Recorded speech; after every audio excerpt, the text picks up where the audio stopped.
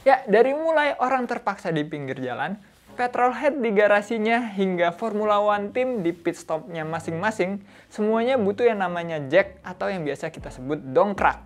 Alat ini kurang dapat respect yang besar dari kita sebagai petrolhead, maka dari itu di kelas IPA kali ini kita akan bahas gimana cara kerjanya dongkrak. Dongkrak. Gue sama Ziko itu familiar banget sama yang namanya dongkrak. Kita sering banget pakai. Begitu juga semua builder di dunia sering banget pakai yang namanya dongkrak. Kecuali pengepul mobil. Pengepul mobil pasti nyuruh anak buahnya untuk pakai dongkrak. Males dia pakai dongkrak. Mungkin malah nggak tahu cara pakainya. Tapi sebelum kita bahas gimana cara kerjanya dongkrak, kita bahas dulu sejarahnya. Jadi konsep dongkrak itu nggak jauh dari konsep pengungkit. Dan pengungkit ini udah digunakan manusia dari 4.400 tahun sebelum Masehi di zaman Mesir kuno. Pada saat itu kayaknya belum ada project cars, jadi Firaun-Firaun di sana hobinya bangun piramid. Dan sama kayak pengepul mobil, Firaun-Firaun ini nyuruh anak buahnya untuk ngangkat-ngangkatin batu yang gede dan berat banget itu ke atas demi untuk membangun piramid, dan kalau pakai tangan kosong nggak akan keangkat tuh batu, jadi pakai pengungkit. Dan disitulah awal konsep dari dongkrak. Nah, cara kerja pengungkit itu simpel, jadi konsepnya kayak gini. Kalau kita nggak bisa kerja lebih keras untuk ngangkat suatu benda, kita harus kerja lebih banyak untuk ngangkat benda tersebut. Dengan adanya lever atau pengungkit, kita nggak perlu gaya yang besar untuk ngangkat suatu berat, tapi kita harus gerakin levernya lebih jauh supaya bendanya terangkat. Analogi simpelnya kayak gini, kalian nggak akan bisa mindahin box isi granat ke atas meja, tapi kalian bisa mindahin granatnya masing-masing satu persatu ke atas meja. Itu jauh lebih ringan daripada kalian angkat semuanya sekaligus. Jadi kerjanya lebih banyak, tapi lebih ringan. Nah, untuk dongkrak yang biasa kita gunakan untuk ngangkat kendaraan kayak yang biasa kita pakai ini, pada awalnya nggak langsung menggunakan sistem hidrolik, tapi menggunakan screw, jadi diputar gitu, yang biasa disebut jack screw. Gue nggak bisa nemuin info atau data kapan pertama kali jack screw ini digunakan, tapi yang pasti udah ratusan tahun yang lalu. Nah, tapi jack screw ini banyak banget kelemahannya. Semakin berat beban yang diangkat akan semakin besar juga frictionnya, jadi akan sangat tidak efisien jack screw ini. Maka dari itu, pada tahun 1838, inventor asal Inggris bernama William Joseph Curtis pertama kali memperkenalkan yang namanya dongkrak hidrolik atau hydraulic jacks. Ya, walaupun masih sangat besar banget desainnya dan nggak akan muat masuk ke bagasi mobil yang pada saat itu kecil banget, mungkin gedenya itu hampir segede mobilnya sendiri kali ya. Tapi itu adalah penemuan yang sangat penting karena teknologi tersebut akhirnya digunakan untuk industri-industri lainnya. Sampai akhirnya di tahun 1905, dongkrak hidrolik disempurnakan oleh Frank Bromley SR dengan desain yang sangat kecil, bisa muat masuk ke bagasi mobil, dan akhirnya digunakan untuk ngangkat kendaraan, mobil, pesawat, dan lain-lain.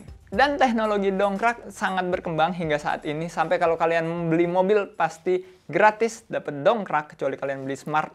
Beli Smart itu kalian nggak akan dapat dongkrak, karena bahkan kalian nggak dapat ban serep, karena kecil banget mobilnya ya. Tapi banyak produsen mobil yang kembali ke jack screw dengan teknologi yang lebih baru, yang bentuknya scissor, gunting kayak gitu, karena jauh lebih simple dan jauh lebih murah produksinya. Nah, sekarang kita masuk ke gimana cara kerjanya dongkrak hidrolik. Pastinya bukan pakai mantra Wingardium Leviosa atau Avada Kedavra, tapi pakai ilmu hitam lainnya yang disebut hukum Pascal. Bunyi dari hukum Pascal adalah kayak gini.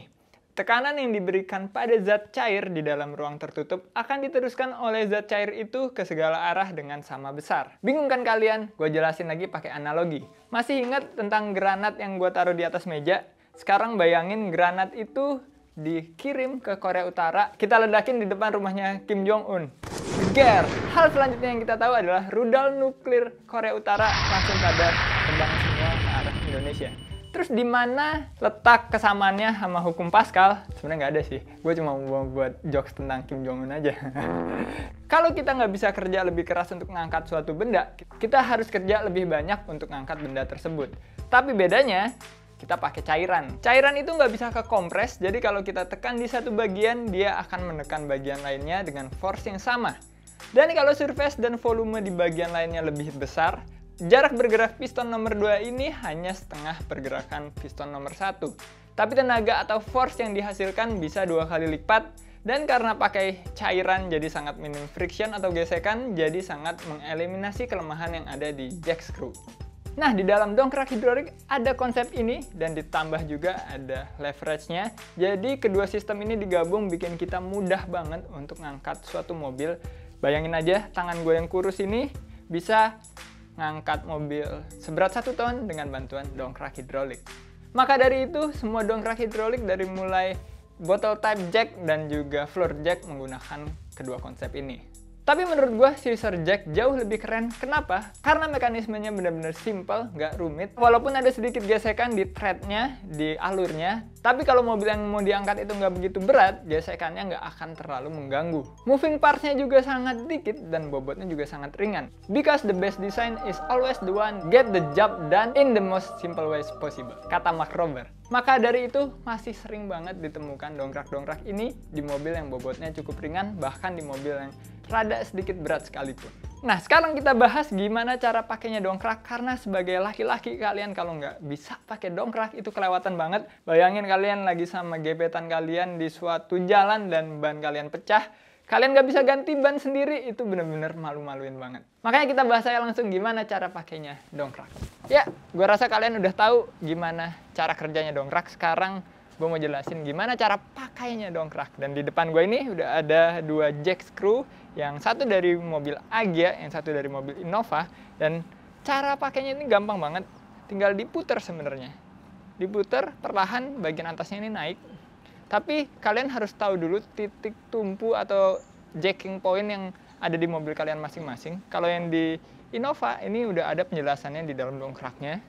Sayangnya yang di Agya ini belum ada, mungkin ada di buku manualnya masing-masing karena setiap mobil itu punya jacking point yang berbeda-beda.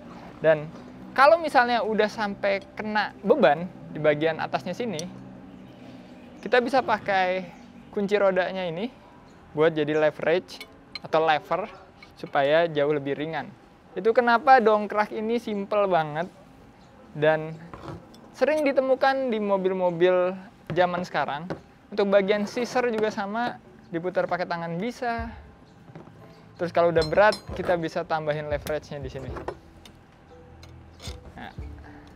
Tapi kedua dongkrak ini bukanlah dongkrak hidrolik. Bentuknya dongkrak hidrolik itu kayak gini. Kayak begini. Jadi ini adalah dongkrak pertama garasi drift. Gue sama Ziko ini sering banget pakai ini buat apapun ya. Cara pakainya juga mudah banget, tinggal masukin ke bawah jacking point, habis itu tinggal kita dongkrak aja. Dan pastinya apapun yang ada di atas sini bakal ikut keangkat.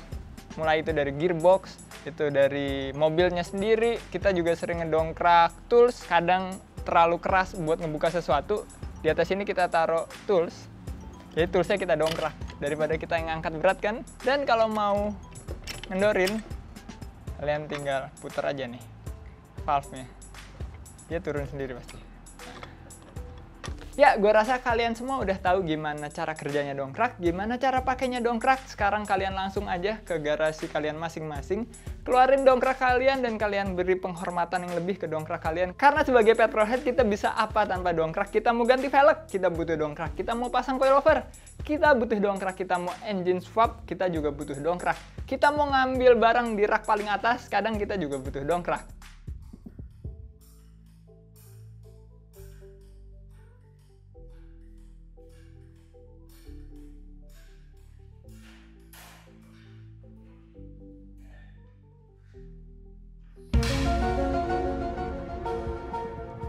Anyway, gue rasa cukup untuk bagaimana cara kerjanya dan cara pakainya dongkrak. Jangan subscribe Crash Media kecuali kalian emang benar-benar suka kontennya. Sampai ketemu di video selanjutnya.